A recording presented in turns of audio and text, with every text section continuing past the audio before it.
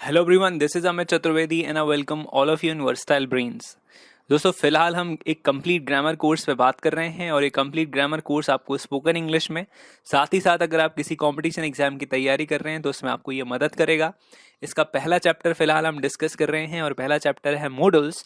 और मॉडल्स के ऊपर हम ऑलरेडी 10 वीडियोस डिस्कस कर चुके हैं, ये उसी का 11वां वीडियो है।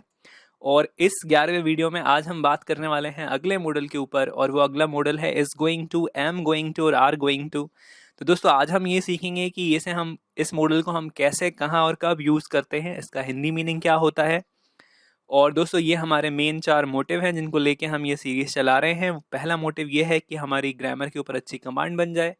दूसरा मोटिव ये है कि हम ग्रामर के एडवांस रूल्स सीख जाएं। तीसरा मोटिव ये है कि आपकी स्पोकन इंग्लिश और ज़्यादा कलरफुल और इम्प्रूव हो जाए। और चौथा मोटिव ये है कि आप कंपटीशन एग्जाम के लिए एकदम तैयार हो जाएं। तो वीडियो शुरू करने से पहले अगर आपने चैनल को सब्सक्राइब नहीं किया तो प्लीज़ सब्सक्राइब कर लें। चलिए शुरू करते हैं। तो दोस्तों, ये है हमारा आज का मॉडल। अगर आपके सेंटेंस के लास्ट में, सेंटेंस के आखिरी में इस तरह की कोई चीज़ आती है, मान लीजिए लिखा होता है ने जा रहा है, जैसे कि वह किताब खरीदने जा रहा है, या फिर मैं एग्ज़ाम देने जा रहा हूँ, या फिर तुम कार खरीदने जा रहे हो, अगर लास्ट में नहीं जा रहा है आता है, तो हम मॉडल की जगह या तो हम लिखते हैं इज़ गोइंग टू, या फिर हम लिखते हैं एम गोइंग टू, या फिर हम लिखते हैं आर गोइंग टू। अब आपको तीनों एक साथ नहीं लगाना है, आपको ध्यान रखना है सब्जेक्ट्स का। अगर सब्जेक्ट की जगह ही शी नेम होता है तो हम मॉडल की जगह इज़ गोइंग टू यूज़ करते हैं। अगर सब्जेक्ट की जगह आई होता है तो हम मॉडल की जगह एम गोइंग टू यूज़ करते हैं। अगर सब्जेक्ट की जगह यू, वी या फिर दे होता है, या कोई प्लूरल सब्जेक्ट होता है यहाँ पर, तब हम लगाते हैं आर गोइंग टू। दूसरी चीज़ हमें ये याद रखना है कि ये 2 और 3 शब्द वाले मॉडल हैं, तो इसमें जो इज एम आर है इनको आप मानोगे पहला शब्द, और ये जो गोइंग टू है इसको आप मानोगे बचा हुआ भाग, यानी इसे हमें साथ में नहीं लगाना है। ये साथ में सिर्फ तभी लगते हैं जब सेंटेंस पॉजिटिव होता है। तो अगर सेंटेंस नेगेटिव होता है तो हम इज, एम और बाद आर के बाद नॉट लिखते हैं और उसके बाद आता है गोइंग टू, यानी ये हो जाता है is not going to, am not going to या फिर आर नॉट गोइंग टू। अगर सेंटेंस इंटेरोगेटिव होता है या यस नो क्वेश्चन होता है तो हम सब्जेक्ट लिखते हैं इज एम आर के बाद और उसके बाद लगाते हैं गोइंग टू, यानी is he going to, am I going to और आर यू गोइंग टू। इस तरह से हमें इनको यूज़ करना है। चलिए अब देख लेते हैं इनके कुछ एग्जाम्पल्स को, ताकि आपको ये और बेहतर तरीके से समझ में आ जाए। तो दोस्तों, ये है हमारा आज का पहला एग्जाम्पल कि क्या हम अगले हफ्ते नया स्वेटर खरीदने जा रहे हैं। देखिए लास्ट में नहीं जा रहा है, आ रहा है, तो इसको देख के आप समझ जाओगे कि आपको यहाँ पर is going to, am going to या फिर आर गोइंग टू यूज़ करना है। दूसरी चीज़, शुरू में क्या लिखा हुआ है, तो हम मॉडल के पहले शब्द को सबसे शुरू में लिखेंगे। यहाँ पर ये एक्चुअली मिस टाइप है, तो आप ये आर को आगे लिख लीजिएगा और वी को पीछे लिख लीजिएगा। चूंकि यहाँ पे वी है इसलिए हम आर लगा रहे हैं, तो ये सेंटेंस होना चाहिए आर फिर वी, उसके बाद गोइंग टू, फिर बाय यानी खरीदना मेन वर्ब है, न्यू स्वेटर डायरेक्ट ऑब्जेक्ट है और नेक्स्ट वीक टाइम है। तो ये पूरा सेंटेंस हुआ, क्या हम अगले हफ्ते नया स्वेटर खरीदने जा रहे हैं, तो are we going to buy new sweater next week. देखिए नेक्स्ट जो हमारा एग्जाम्पल है वो है विक, सॉरी, वे कौन सा फंक्शन अगले हफ्ते अटेंड करने जा रहे हैं। यहाँ पे भी नहीं जा रहा है, आ रहा है। दूसरी चीज, इसमें कौन सा लिखा हुआ है, यानी ये डब्ल्यू एस सेकेंड शब्द है, तो इसके तुरंत बाद जो शब्द होता है वो नाउन होता है, हम ऑलरेडी पढ़ चुके हैं। तो आपको विच लिखना है सबसे शुरू में। ये देखिए हमने विच लिखा है। उसके बाद हम लिखेंगे नाउन, तो हमने लिखा फंक्शन। उसके बाद हमने लगाया मॉडल का पहला शब्द, तो लिख दिया आर।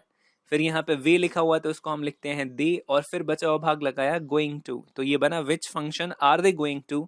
उसके बाद हम लिखेंगे मेन वर्ब, तो अटेंड करना मेन वर्ब है, तो ये हमने लिख दिया अटेंड, और नेक्स्ट वीक टाइम है, तो वे कौन सा फंक्शन अगले हफ्ते अटेंड करने जा रहे हैं, तो ये पूरा सेंटेंस बन गया which function are they going to attend next week. देखिए फिर अगला सेंटेंस बनाते हैं, मैं कौन सी डिश आज ऑर्डर करने जा रहा हूँ। यहाँ पर भी देखिए नहीं जा रहा हूँ लिखा है लास्ट में, और दूसरी चीज इसमें कौन सी शब्द आ रहा है, तो ये डब्ल्यू सेकेंड वर्ड होता है और इसके तुरंत बाद होता है नाउन। तो विच हमने लिख दिया सबसे शुरू में डब्ल्यू सेकेंड, डिश लिख दिया नाउन, फिर मॉडल का पहला शब्द लगाया एम, उसके बाद लिखा सब्जेक्ट आई, और फिर हमने लिख दिया गोइंग टू, बचा हुआ भाग। फिर उसके बाद हम लिखेंगे मेन वर्ब, तो ऑर्डर करने को इंग्लिश में ऑर्डर ही कहते हैं, तो ये लिख दिया ऑर्डर, और सबसे लास्ट में टाइम टुडे, और यहाँ पे क्वेश्चन मार्क भी आएगा। तो मैं कौन सी डिश आज ऑर्डर करने जा रहा हूँ, तो ये बनेगा which dish am I going to order today. चलिए कुछ एक दो एग्जाम्पल और देख लेते हैं ताकि आपको और बेहतर तरीके से ये समझ में आ जाए। नेक्स्ट है तुम किसकी बाइक आज सुधारने जा रहे हो। देखिए यहाँ पे भी नी जा रहा है आ रहा है, तो इसको देख के हमें समझना है कि हमें is going to, am going to या आर गोइंग टू लगाना है। दूसरी चीज़ यहाँ पर तुम लिखा हुआ है, तो तुम के साथ हम आर गोइंग टू लगाते हैं, तो हम आर लिखेंगे इसके लिए। तीसरी चीज़ यहाँ पर किसकी शब्द लिखा हुआ है, इसको देख के आप समझ जाओ कि ये डब्ल्यू सेकेंड वर्ड है, और इसकी तुरंत बाद होता है नाउन, तो हमने लिख दिया हुज, उसके बाद बाइक, फिर पहला शब्द आर, फिर यू, उसके बाद गोइंग टू, और रिपेयर है सुधारना, ये मेन वर्ब है, तो हमने यहाँ पे लिख दिया रिपेयर, और सबसे लास्ट में टाइम टुडे। तो तुम किसकी बाइक आज सुधारने जा रहे हो, तो whose bike are you going to repair today. इसका लास्ट एग्जाम्पल और देखिए, वह दिसंबर में कहाँ प्रॉपर्टी खरीदने जा रहा है। देखिए यहाँ पे भी नहीं जा रहा है आ रहा है लास्ट में, तो इज गोइंग टू लगेगा। दूसरी चीज यहाँ पर ये कहाँ शब्द लिखा हुआ है, इसको देख के आप समझ जाओगे कि ये WH फर्स्ट सेंटेंस है। इसको हम वेयर कहते हैं, तो सबसे शुरू में लिखेंगे वेयर, फिर मॉडल का पहला शब्द आर, फिर उसके बाद सब्जेक्ट वी यानी हम, और फिर बचा हुआ भाग मॉडल का गोइंग टू, तो where are we going to. उसके बाद हम मेन वर्ब लिखेंगे, खरीदना मेन वर्ब है, तो ये है बाय या परचेज भी हो सकता है। उसके बाद हम लिखेंगे डायरेक्ट ऑब्जेक्ट प्रॉपर्टी, और सबसे लास्ट में टाइम दिसंबर, इन दिसंबर। तो तुम दिसंबर में कहाँ प्रॉपर्टी खरीदने जा रहे हो, तो ये बन गया where are you going to, sorry हम दिसंबर में कहाँ प्रॉपर्टी खरीदने जा रहे हैं, तो where are we going to buy property in December. इस तरह से हम इस going to, am going to और आर गोइंग टू को यूज़ करेंगे। तो आई होप कि आपको ये मॉडल भी ठीक से समझ में आया होगा। इसके बाद हमारे 2-3 मॉडल्स और रह जाएंगे, जिन्हें हम अगले कुछ वीडियोस में कंप्लीट कर लेंगे। फिर इसके बाद हम अगला चैप्टर शुरू करेंगे, और वो अगला चैप्टर होगा टेंसेस के ऊपर, और वो वीडियो गारंटीड वीडियो सीरीज रहेगी जिसमें आप टेंस कभी भी नहीं भूलेंगे। तो आई होप कि ये वीडियोस आपको कहीं ना कहीं हेल्प ज़रूर कर रहे होंगे और आपको पसंद आ रहे होंगे। अगर आपको कुछ कहना है, पूछना है या बताना है, तो आप मुझे नीचे कमेंट सेक्शन में लिख सकते हैं। और अगर अभी तक आपने चैनल को सब्सक्राइब नहीं किया है तो प्लीज़ इसको सब्सक्राइब कर लें, साथ ही साथ बेल आइकन भी प्रेस कर लें, ताकि आगे आने वाले वीडियोज़ आपको टाइम टू टाइम मिलते रहें।